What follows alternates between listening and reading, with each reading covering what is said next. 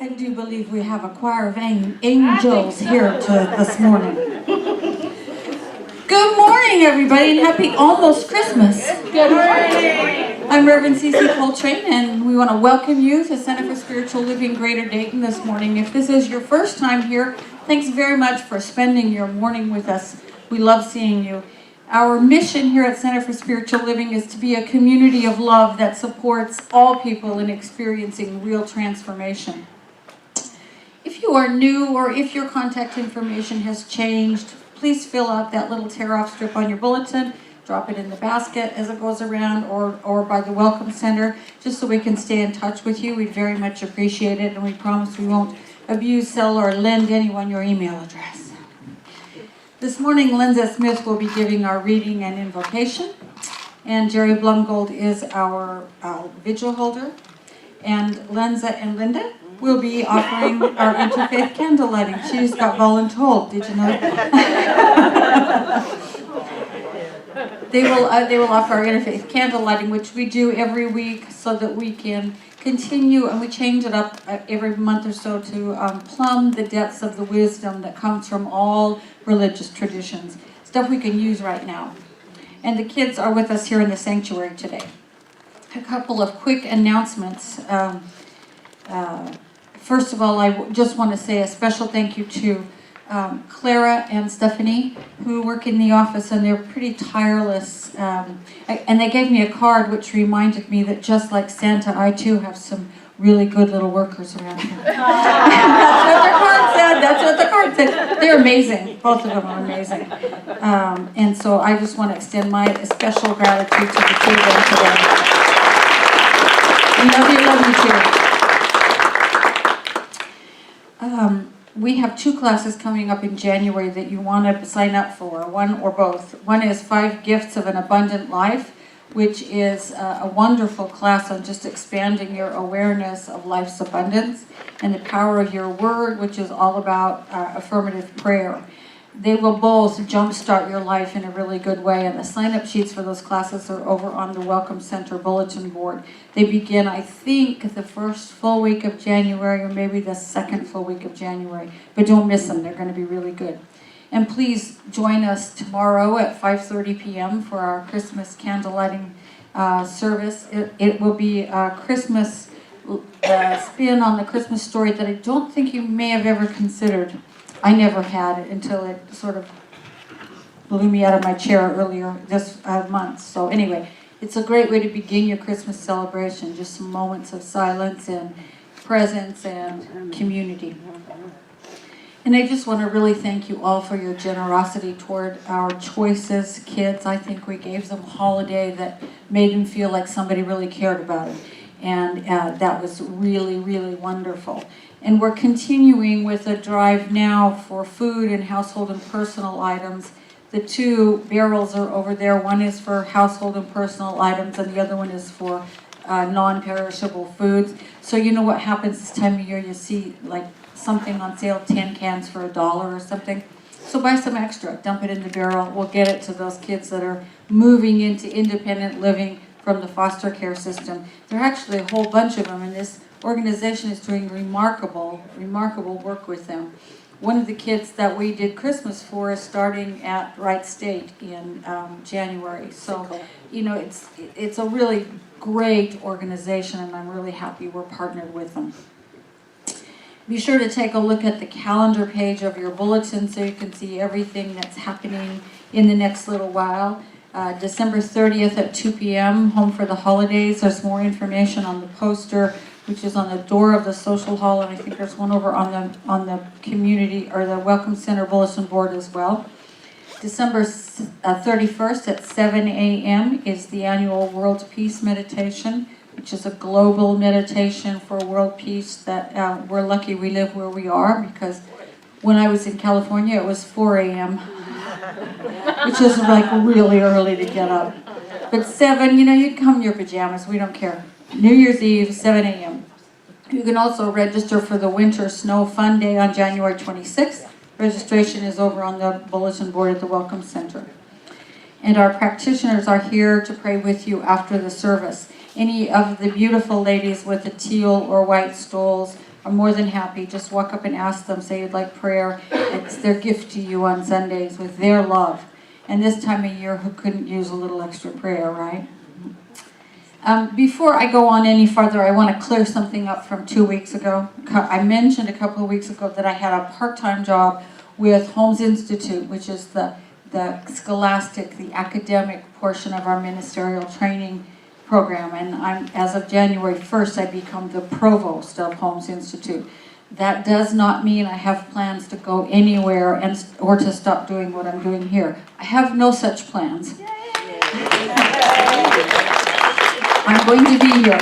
I took this job to create some space, financially and otherwise, for Stephanie Stewart, who as of January 1 will be here as a ministerial intern, and then if all goes according to plan, as I know it will, as assistant minister. She has brilliant gifts to bring. She has passion and energy and wisdom, and I wanted her to be able to share that with the community. And there's so much that can be done, but it'll be really much easier to get it done with Stephanie here. One person only goes so far, if you know what I mean. This is a way for us to move into that future that I hope will work really, really well. She and I are still discussing what areas she's going to be involved in and when. You'll be hearing from us more about that as we figure it out. Just know that you'll be hearing from her at least once a month until further notice, and then probably more than once a month. But we'll keep you updated as we get things firmed up. If you have any questions at all, just ask me. I may not have an answer yet, but I can at least tell you where we are in the process, okay? Thank you, thank you. And now it's time for some more music. This is Into the Silence. In the Silence. This is the Jack Fowler tune. The Jack Fowler tune. Wonderful, thank you. We light the first candle to honor Buddhism. The three factors that seem to have the greatest influence on increasing our happiness are the ability to reframe our situation more positively, our ability to experience gratitude, and our choice to be kind and generous. We light the second candle to honor Christianity. God's dream is that you and I and all of us will realize that we are family, that we are made for togetherness, for goodness, and for compassion. We light the third candle to honor South African spirituality. Ubuntu is the essence of being human. Ubuntu speaks particularly about the fact that you can't exist as a human being in isolation. It speaks about our interconnectedness. When you have this quality of Ubuntu, you are known for your generosity. We are connected, and what you do affects the whole world. When you do well, it spreads out. It is for the whole of humanity. We light the fourth candle to honor Islam. In the Islamic way of life, it is only by serving other human beings that we can truly connect to our Creator. We light the fifth candle to honor North American First Nations spirituality. The first piece, which is the most important, is that which comes from within the souls of people when they realize their relationship, their oneness with the universe and all its powers. And when they realize at the center of the universe dwells the Great Spirit, and that its center is really everywhere. It is within each of us. This is the real peace. We light the sixth candle in honor of Sikhism. The true path to God lies in the service of our fellow beings. We light the final candle to honor Hinduism. He alone seeks truly, who sees God the same in every creature. Seeing the same God everywhere, he does not harm himself or others.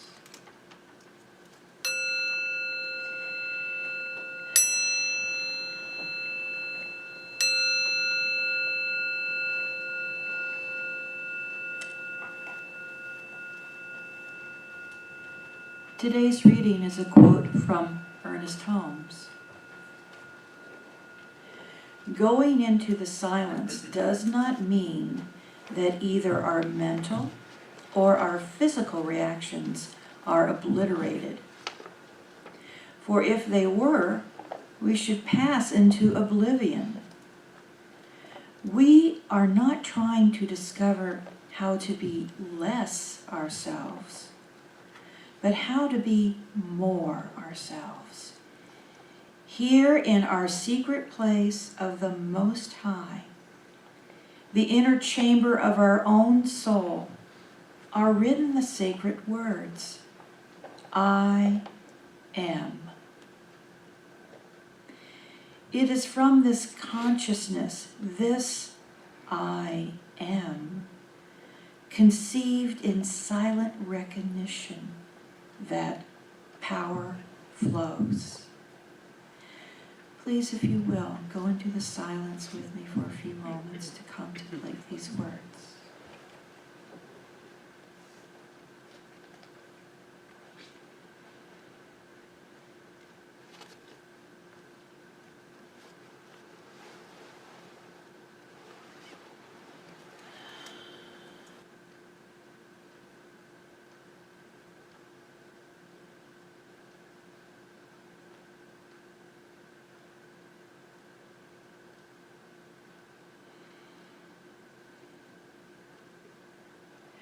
And centered right here, right now,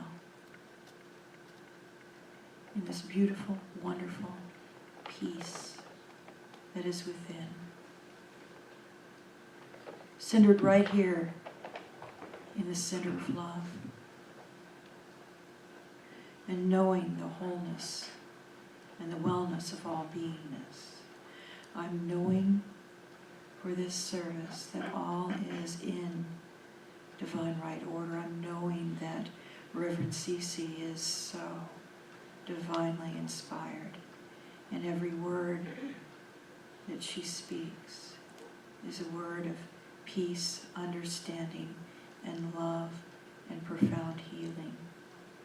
I'm knowing that this congregation, that this community here is so divinely blessed, that everyone here is blessed, that our children are blessed, that the music ministry is blessed, that our ushers and greeters are blessed, that everyone here is filled with the blessings and infinite love of life.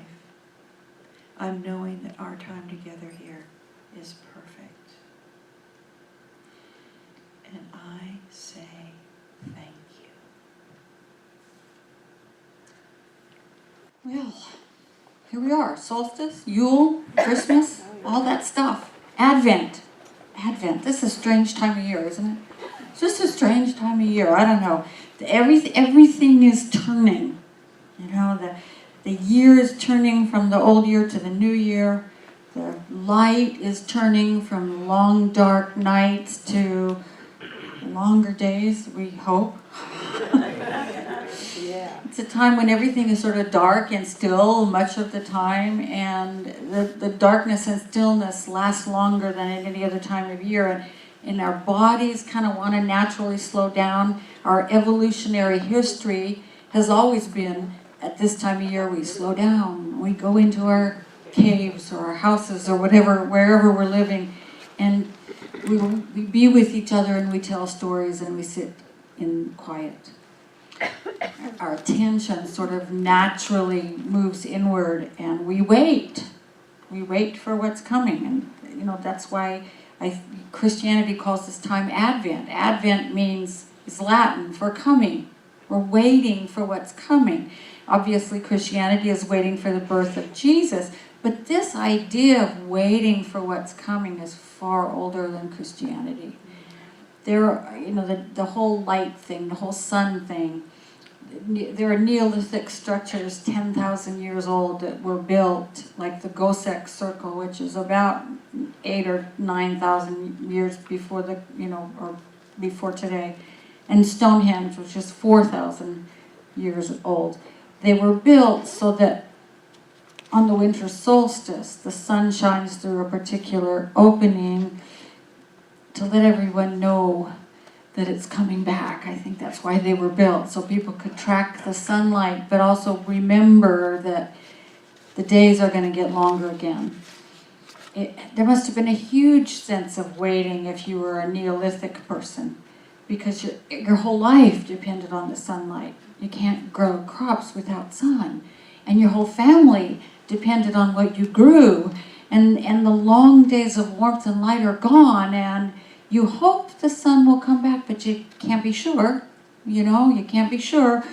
But over the weeks, people saw it creeping closer and closer and closer to that opening, until finally what they were waiting for, the sign they were waiting for, happened.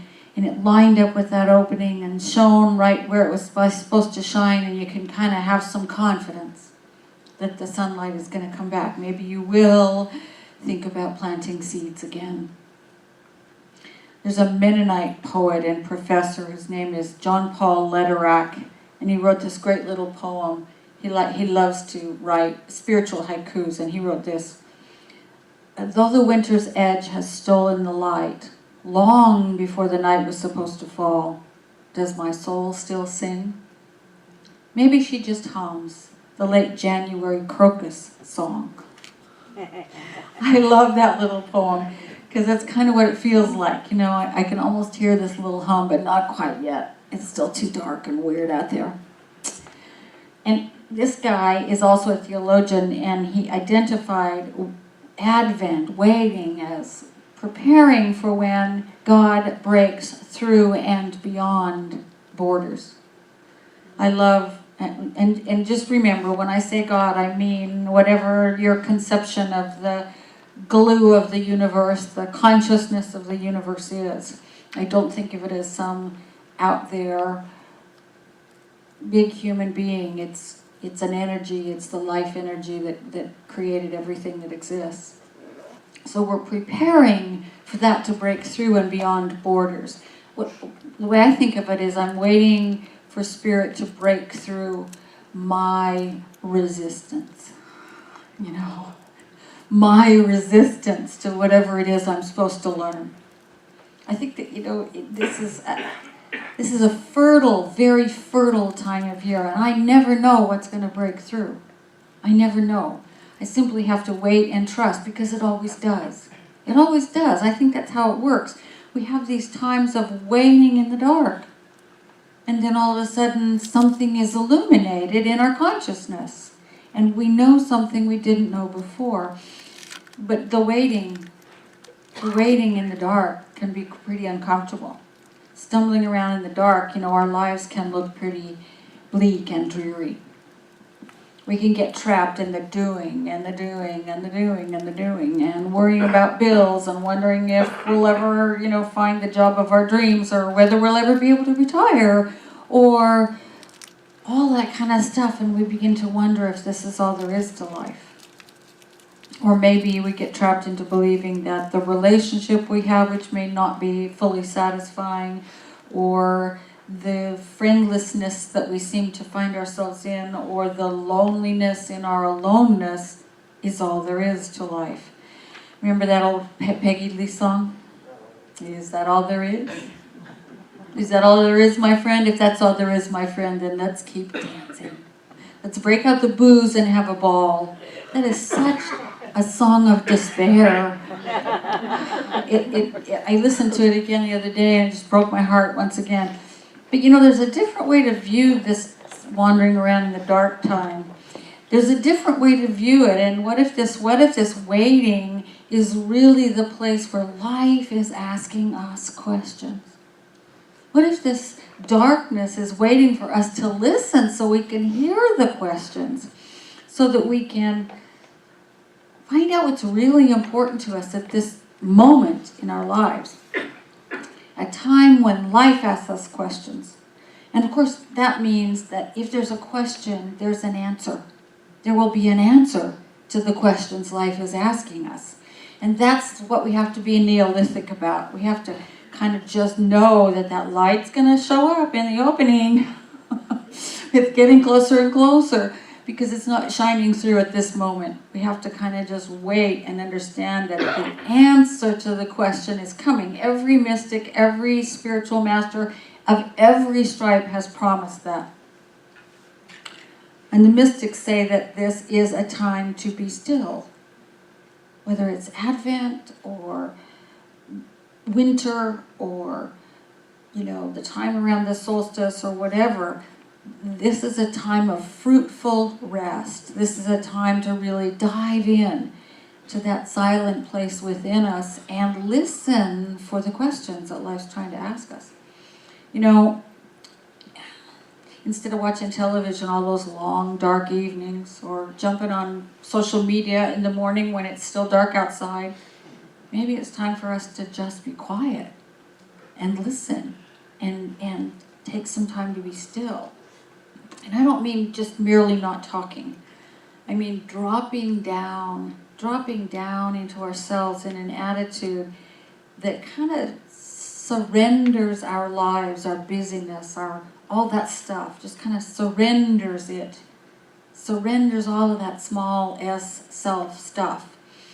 And just listens. What are the questions? What are the questions life is asking me right now? And then maybe later today, or maybe Tuesday, or maybe next week, or maybe in a month or a year, listening for the answers. They don't always come instantly, but they come. There's a little booklet I know lots of you have read. It's called As a Man Thinketh. It was written by James Allen a long time ago.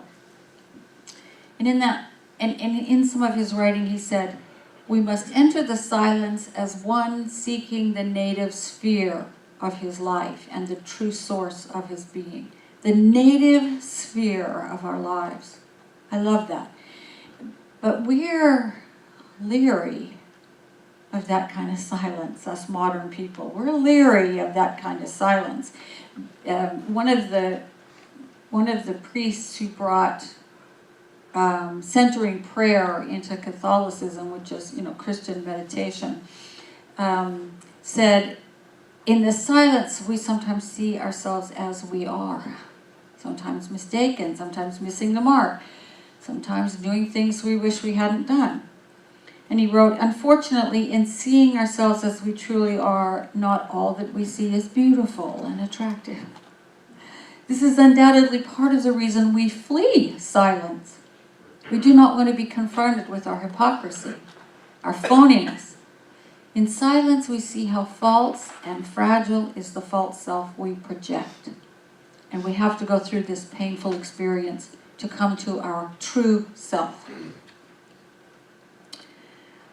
And yet, as our founder Ernest Holmes said in today's reading, we discover in the silence, the point of going into the silence is not to discover how to be less ourselves, but how to be more ourselves. Because the real self, our deep self, is who we really are. It's not all that other stuff.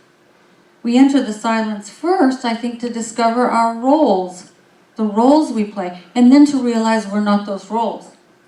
We're not those roles. We're not father, mother, sister, brother, minister, friend, whatever. We're not our occupation. We're not the daily tasks we perform. We're certainly not our to-do list, which is a good thing, because then none of us would exist, right? None of those things ever seem to get crossed off. We're not our accomplishments. We are not our mistakes. We are not our imperfections. And as we go deep in silence, we discover we're not our opinions. That's a hard one.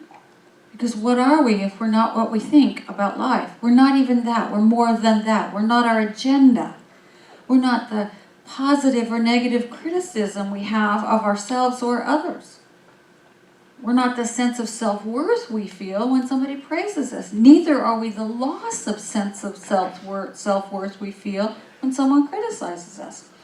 We're not any of that. We're not our anger or our jealousy or our pride or our loneliness or our depression or any other thing. We're none of those things. We're something way beyond that. But this is the spooky place when we realize, okay, I'm not that. Then what am I? I'm not that. What's next? What am I waiting for? Come on, give me an answer. Basil Pennington again wrote, he had a beautiful answer. He said, we enter silence not to pray, but so that we may hear God praying in us. We enter the silence not to pray, but so that we can hear the divine praying in us. I love that. I love that notion. We enter the silence so we can empty ourselves of ourselves. The little s self. We enter the silence to just rest, and then we find ourselves in the midst of infinite love. That's what happens. We find ourselves in the middle of something that we can't even understand. It's infinite. We can't even wrap our heads around it. But we feel the breath of the divine breathing us, and we understand. We may even catch a murmur of this prayer that's going on inside of us all the time. We encounter the divine praying in us in the silence. And what I've discovered is that the way it works, the way Spirit works in me is, it's at such a deep level I'm not even aware of it. I'm not even aware that it's happening. Pennington says, I dare not define what it is that God prays in me. That's a really good idea. I wouldn't, that's up to God and God alone, he said. My job is to empty so I can be filled with as much of the divine as I possibly can. I love that. I dare not define what it is that God prays in me. And again, James Allen said it's this spiritual influx we're waiting for. And that comes not as a feeling or a sensation. We can't tell where it comes from. We can't tell where it goes. It doesn't come in tongues of fire, except in a couple of Bible stories. But it does come to everyone who waits for it. The soul expands. The consciousness is lifted up, and above the body and above the physical. And you enter at last into a real consciousness of the life of God. He goes on to say, you realize that in spirit you really live. You know that all the life that there is comes from one source, and that source is inexhaustible. Wow. If you're really in that place, it's pretty awesome, isn't it? And then he says, hold it, live in it, expand in it, clothe yourself, body, soul, and spirit in it while you remain in the silence. For soon you must open your eyes and come back to the physical body and the world of people and things, and be up and doing. But oh, what you will bring back with you. Oh, what you will bring back with you. That's the best description I think I've ever read of what happens when we simply allow ourselves to get still and spend time in the silence. This deep listening, this waiting for what's coming, this surrender of self to the prayer of the divine that's going on within us is where transformation happens. According to the sages of all the ages, there's nobody who says, now just go out and make some noise. Keep doing, pay no attention to that silence. They all say, go into your closet, close the door, and be still. Be still. Because that's where we find out we are not just our human foibles. We're not our mistakes or our perceived inadequacies. That's where we perceive that what we are is loved immeasurably. That's what we bring back with us, is the sense of being absolutely loved by an immeasurable love. Our minds, our souls are like canvases, and when a canvas is filled with paint, all you can do is cover up the old paint. You can never create anything new and fresh. And when our minds are full of noise, our souls can't paint anything new. So in silence, we create a blank canvas. We create room for something that's trying to happen through us. I found some really interesting stuff about this. I discovered there was a branch of science called acoustic ecology. Those people study noise. They do. And there's a guy named Gordon Hempton who said, not too long ago, it was assumed that clean water wasn't important. That seeing the stars is not important, but now it is. We know it is. I think we're realizing that quiet is important and that silence is not a luxury, it's an essential. Because when we remove the noise, then the essential in us can speak. You know, we might hear at first what seem to be worrisome things, like, why didn't you do it this way? Or haven't you learned that yet? Or all those other things we do to ourselves. That can be a little spooky. And then when we get down to, okay, I'm not any of that, what am I? It can be a little spooky. But as we continue, what we find out is that something wonderful is happening underneath all of the noise.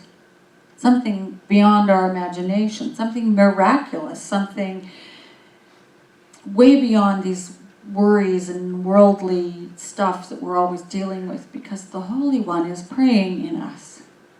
The Holy One is praying in us. So silence lets that something wonderful that's trying to happen emerge, and we can start to perceive it. Perspective, and it also gives us perspective and distance from our problems, so that we're not like hypnotized by it all. We get hypnotized by the world, and going down into some place that's quiet and blank and fresh where something new can happen allows unexpected solutions and unexpected wonderfulness to show up. This acoustic ecologist said, quiet is the think tank of the soul. We take the world through its ears. I love that little shift of perception too. You know, it's not these ears, it's the ears of my soul that can interpret my world. How wonderful! Because my soul's way smarter than my brain. It is. I know that. It has much more wisdom. It's much more patient. It's much more loving. All those things. And so, if I let my soul have its quiet think tank, then I can perceive life through those ears. More than many times, lots and lots of times, I outline the physical and mental benefits of time in the silence, but there's more and more and more silence, more and more science showing that we need it, and we need it badly. We need the break from, our world is a very noisy place, even when we think it's quiet. There's a background level of noise from cars outside, from this machine back here, from whatever it is. There's a background level, so if we can get ourselves away from all of that and get really, really silent, then we can start to hear the questions. We can start to hear the deep prayer of spirit that's going on in us. I have a question for you. If God is praying in you, doesn't it seem like a good idea to listen? I think so. I realized that as I read that definition, I thought, I better shut up and pay attention to that, you know? So my wish for you this holiday and my invitation is that you give yourself the gift of some silence, that you give yourself a couple of hours, or even just one if you feel like you can't take a couple. But remember, you're worth it. You're worth it. And turn off everything. The phone, the iPad, the music, all of it. Turn it all off and find a place where you won't be disturbed by anything more than your own breath. And let your mind relax. Let your mind become quiet. When thoughts come, just let them go. When another thought comes, just let it go. Breathe and remember what is breathing you. and see what happens. You might see some part of yourself that you don't really like seeing. That's okay. Perhaps you will hear the questions that you're not even aware life has been asking you. How wonderful. And you keep giving yourself the gift of silence. All of a sudden you hear the question that life is trying to ask you today.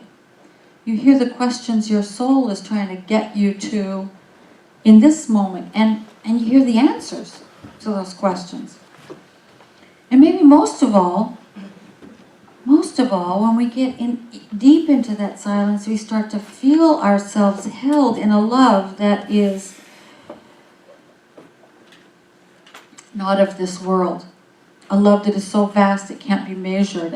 And maybe sometimes we can even hear the murmuring of the divine as it prays in us. As you give yourself the silence, you will discover something that cannot be found anywhere else. The infinite love of the universe, focused on you and focused in you. And then you come back to your life. And oh, what you will bring back with you. So let's take a moment and just breathe together, shall we?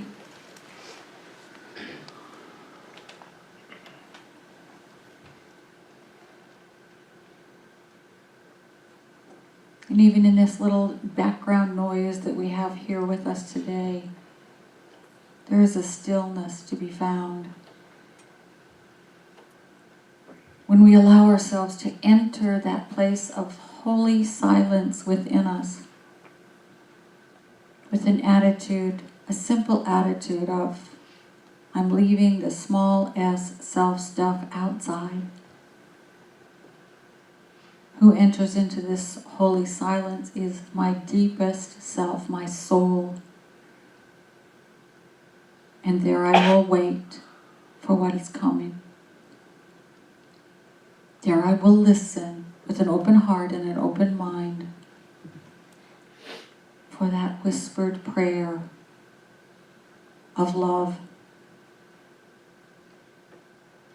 When we do that, we are transformed. Because every step we take toward the Holy One, as if it could be outside of us, results in it leaping towards us. We are it. We are made of it. We simply have to recognize it. And we do that in the deep silence. In the deep silence, we realize that we are the offspring of this one. We are the place it shows up. As me, as you, as all beings everywhere. It shows up in life. It celebrates itself and rejoices in life. In all life, and that includes us. And we are blessed enough to be conscious that we are conscious of this one moving in and through and as us, rejoicing and dancing and celebrating life. And so what I know is that each one of us finds ourselves some silence, some deep and true and sacred silence. A place we can go to for the questions of our lives, where we can go to retune the ears of our own souls, where we can go to create a blank canvas for what is trying to come into the world by means of us. Not what has already been, but what is yet to be. We learn to love that deep silence, for there we find this infinite love that is God. We simply allow ourselves to receive it. That's all we ever have to do in the silence, is simply receive. And so what I know for each one of us is peace and joy and harmony and wisdom and the patience to simply stay in the silence until the questions make themselves known, until the answers make themselves known. And until we feel that deep love that is truly the glue that holds the universe together, we take this peace with us in all that we do. When we come back to the world, oh, what we bring back with us. A new way of seeing and hearing and being that is more in tune with who we really are, our divine selves. And so I give thanks. I give thanks for everyone in this community. I am grateful beyond words. I am grateful beyond words for this life, this amazing spiritual journey we are on together. I give thanks and I release. I let this go. I simply let my small s self let go of it. I know it's done. And we say together, and so it is.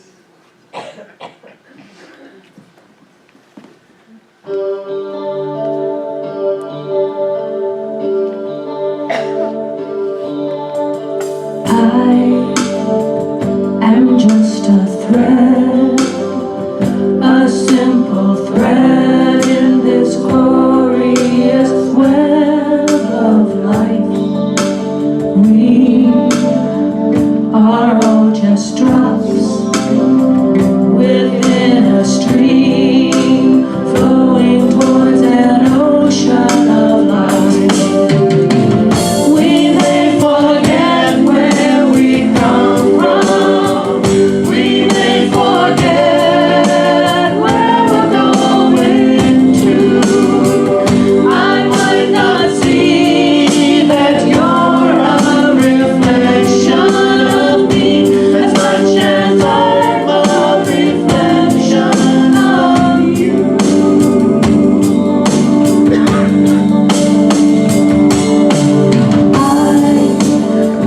I'm just a seed, a blessed seed with eternity unfolding in me. And I pray that as I grow, I will reveal the love that illuminates my soul. When I remember where I come from, when I remember where I'm going to, then I will see that you're a reflection of me as much as I'm a reflection of you.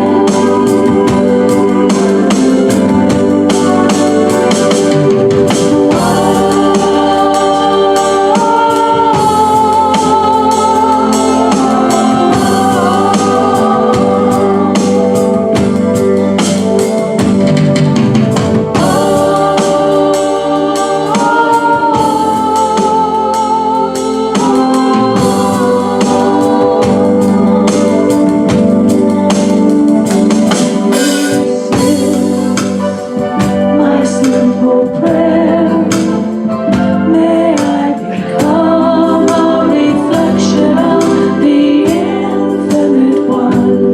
This is my simple prayer. May I become a reflection of the infinite one. This is my simple prayer. May I become a reflection of the infinite one. This is my simple prayer. May I become a reflection of the infinite one.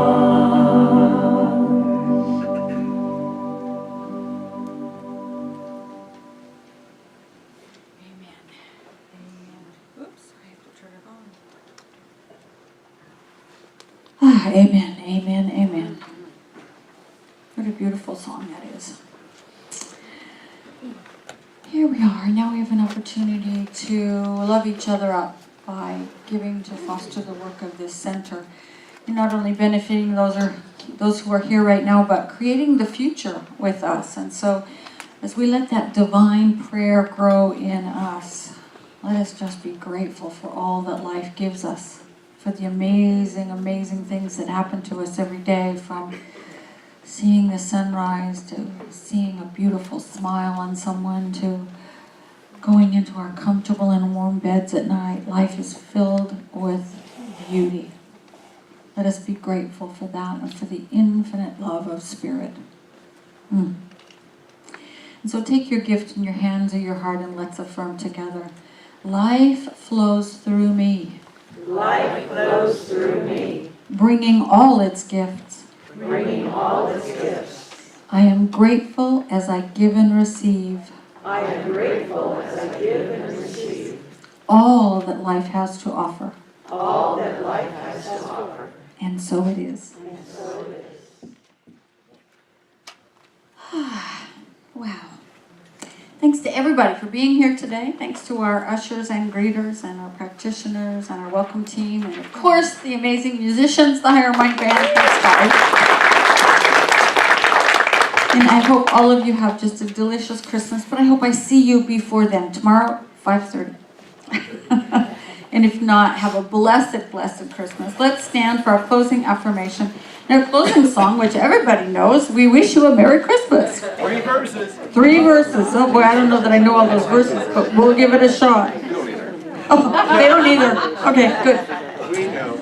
So please affirm with me. I enter the silence I enter the silence and find out who I really am. and find out who I really am. I listen I listen and I hear Spirit's deep prayer and I hear Spirit's deep prayer happening within me all the time. happening within me all the time. I am grateful. I am grateful. And so it is. And so it is. Merry Christmas, everybody.